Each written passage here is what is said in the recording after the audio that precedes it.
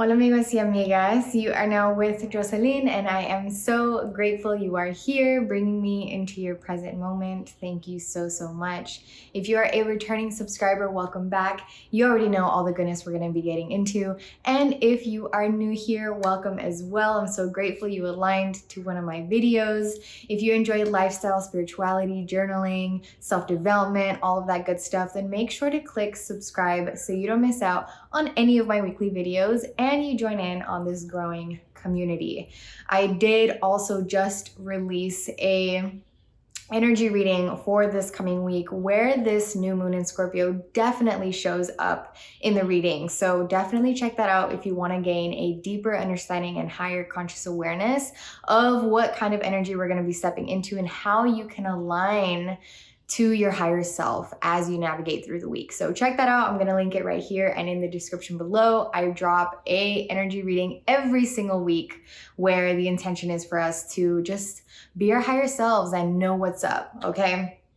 Now in this video, we are going to be getting into 8 journaling prompts for this upcoming new moon in Scorpio that we have taking place on November 4th, 2021. Now, there is a lot of death and rebirth energy taking up space at this time in this season of our lives. So we can definitely expect to experience a lot of change, a lot of darkness coming to light, a lot of sudden realizations or gainings of clarity that we have perhaps been anticipating or praying for a while now, as the fog is clearing and the veils are being lifted, because not only do we have this new moon in Scorpio, we also had Mars go into Scorpio recently, where it's going to remain until about mid-December. And this definitely impacts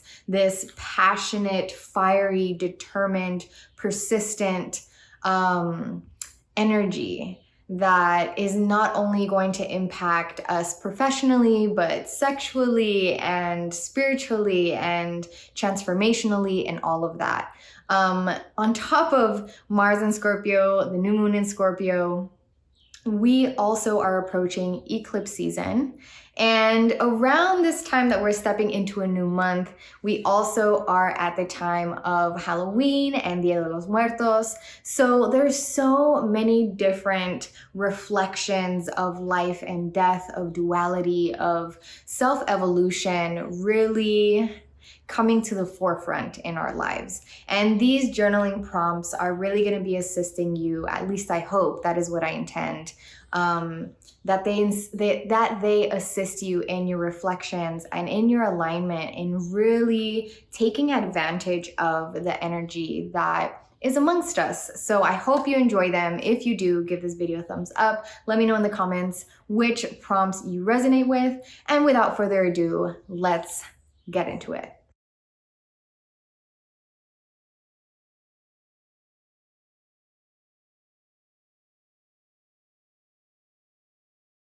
As I continue to phase into my higher potential, what is phasing out?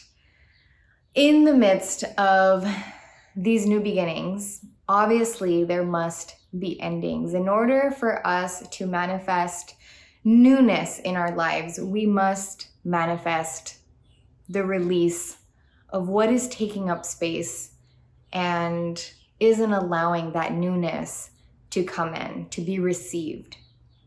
So my friends, this prompt is getting you to reflect on you phasing into this higher self that you are becoming and acknowledging what has to be phased out, what is being phased out, or perhaps what has already been phased out.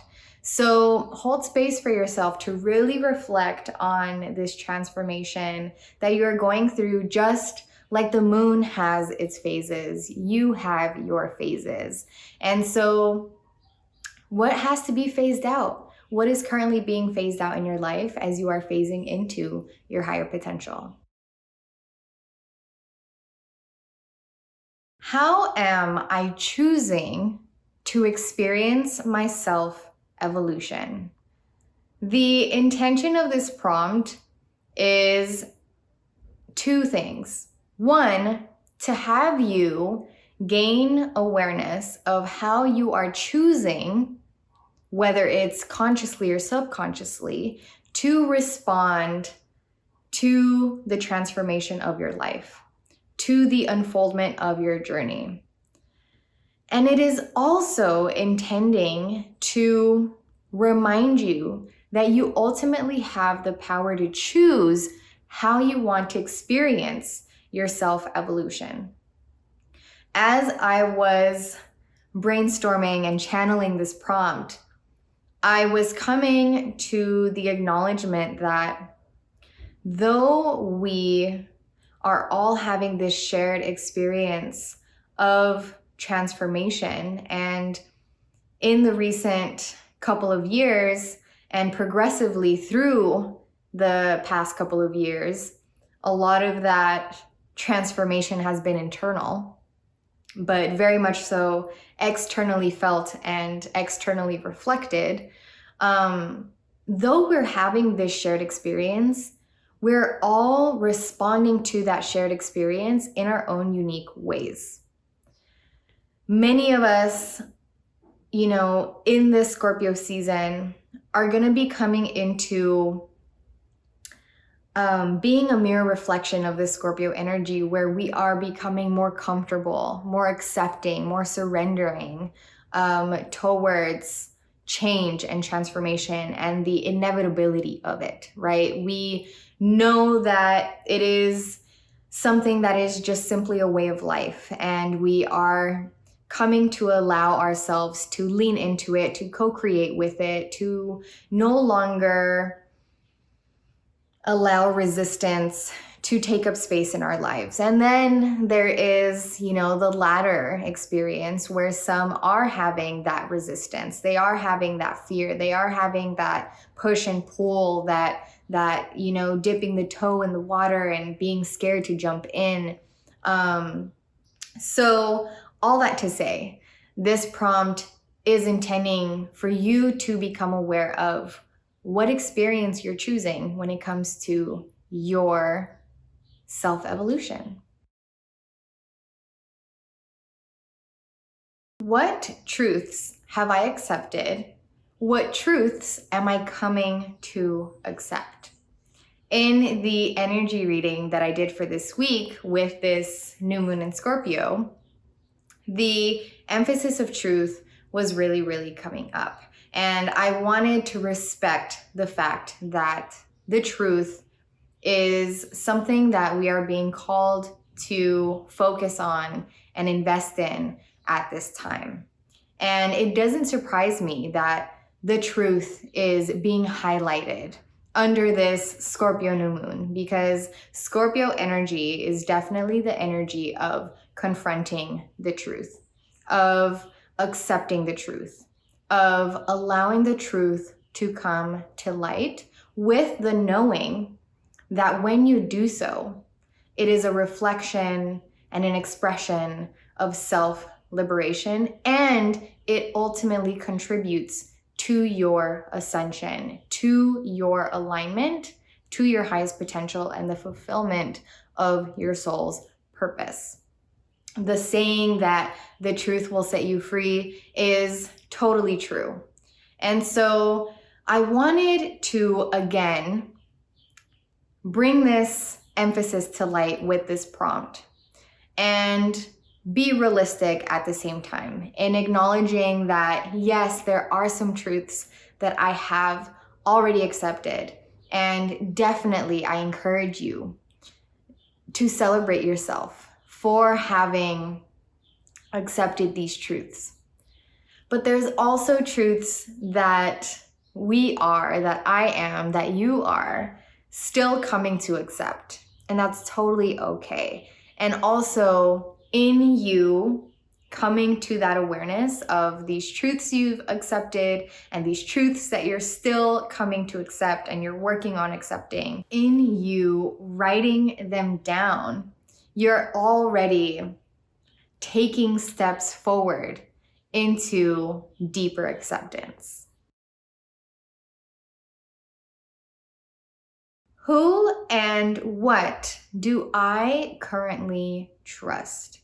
Like truth, trust is also an emphasis at this time. And as this prompt kind of suddenly and last minute came to me, I began to realize the fact that the topic of trust has actually been coming up for us quite a bit in the past couple of years. I'm not sure if you've really taken a moment to realize that as well, but I feel like we have questioned more often in the past few seasons of our lives whether or not we can trust ourselves to make the right decision, whether or not we can trust the governments that govern us, the societies that surround us, the relationships that we've been investing in. Is there trust there? And this also kind of touches on, the topic of relationships. And that also has been really coming to the forefront a lot in a lot of our collective healing. I was reflecting on this, and I also, began to ask myself, okay, yes, this topic of trust has been coming up a lot, but when was the last time we actually had a moment to ourselves to ask ourselves, who do I currently trust? And what do I currently trust in this season of my life as this version of myself? Who really has my trust? What really has my trust and my faith? And, let's expand our perception here when we think about who and what we trust. It can relate, to people, the people that we trust, the relationships that we trust, but it can also be spiritual, energetic, physical, mental, emotional, all of that, professional, personal, all of these different, aspects of our lives, and the trust that takes place or doesn't take place in them.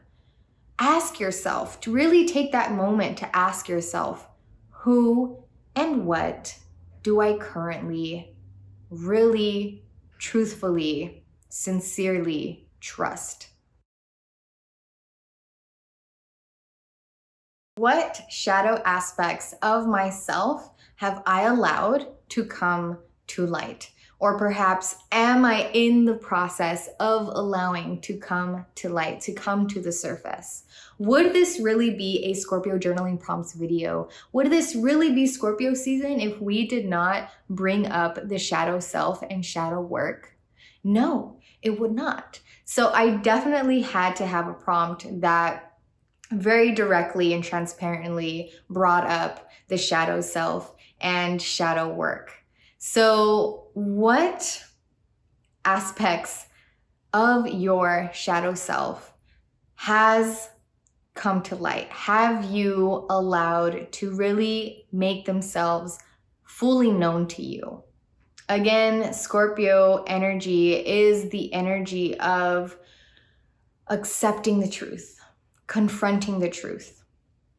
And a truth that we all share is that we have a transformative nature and that we have a duality that exists, again, within each and every single one of us. We all have light and we all have darkness. We all have death and we all have life. We all have the sun and we have the moon. There's this duality that exists in all of the universe, within and without us. So accepting, this self without accepting the shadow wouldn't be us really accepting our whole selves, right? And if you're listening to this and you're wondering, like, what exactly is the shadow self? The shadow self is the self that is being suppressed or has been ignored or has been feared because it is seen or perceived as wrong or bad or heavy and dense, and just is being consciously or subconsciously, turned a blind eye to because it is the aspect of ourselves that we just are afraid to look at. And shadow work is choosing to no longer be afraid, or to be afraid and no longer allow that fear to stop you from really seeing all that makes you who you are. So shadow work really is essential to light work, right? You can't be a light worker without being a shadow worker. And that is something that I really came to the full realization to in my shadow work last year, around this time, because this time of year is the time of year where we are naturally feeling inclined and called to lean into those shadow aspects of ourselves, to do this shadow work. So this is also very much so a timely prompt overall for those of you who will be leaning into that work. So in this prompt, let's acknowledge, what aspects of our shadow selves have we allowed, or are we currently in the process of allowing to come to light and to no longer be creating weight in the darkness. Where am I witnessing and do I feel my power rising? Now, I want to make it clear that when I say my power, I'm not referring to an egotistic, selfish kind of power. I'm referring more so to a genuine, passionate, empowering kind of power. Because with Mars being in Scorpio, we are going to notice that we are going to become, or are already becoming, more passionate, more persistent, more dedicated, more motivated in certain aspects of our lives. So I wanted this prompt to serve as a pause for you to really take note of witnessing where that passion is showing up, where that uptick of energy is calling you, where you feel yourself feeling more empowered. Where is that showing up in your life? When does it show up in your life? Take a moment to pause and really align with that energy, tune into it, and take note of what is really causing it to manifest. In addition, a part of the evolution of the Scorpio going into the Phoenix is, before becoming the highest potential, before becoming the higher self, you must burn into the ashes, right? You must really come down to your barest form, really come to this grounding of the foundation of your life and refertilize the soil so that the seeds that you intentionally plant are really rooting themselves in a foundation that is solid, that can really, really flourish for many, many years to come. And so given that, coming to ashes is a part of the evolutionary process, rising from the ashes, again, touching on duality, rising up from the ashes is also part of the transformation process, is also part of this self-evolution of becoming, the phoenix. So, again, just to re-emphasize the Scorpio energy here, many are also going to be feeling passionate, to be feeling motivated and persistent, because they can feel themselves rising up from the ashes. They can feel themselves really beginning to see the grass that is greener on the sides that have been, being watered for a long, long time. And the watering is the healing. The watering is the confronting. The watering is the shadow work. So many of you who have been doing this work may really, really be feeling this energy. And if this relates to you and this calls to you and this resonates with you, definitely do this prompt, because I really want you to envision yourself and really feel into that part of you that is rising up from the ashes, that is rising up from all that you have been overcoming and healing and growing through. What contributes to the deeply rooted foundation of a healthy relationship?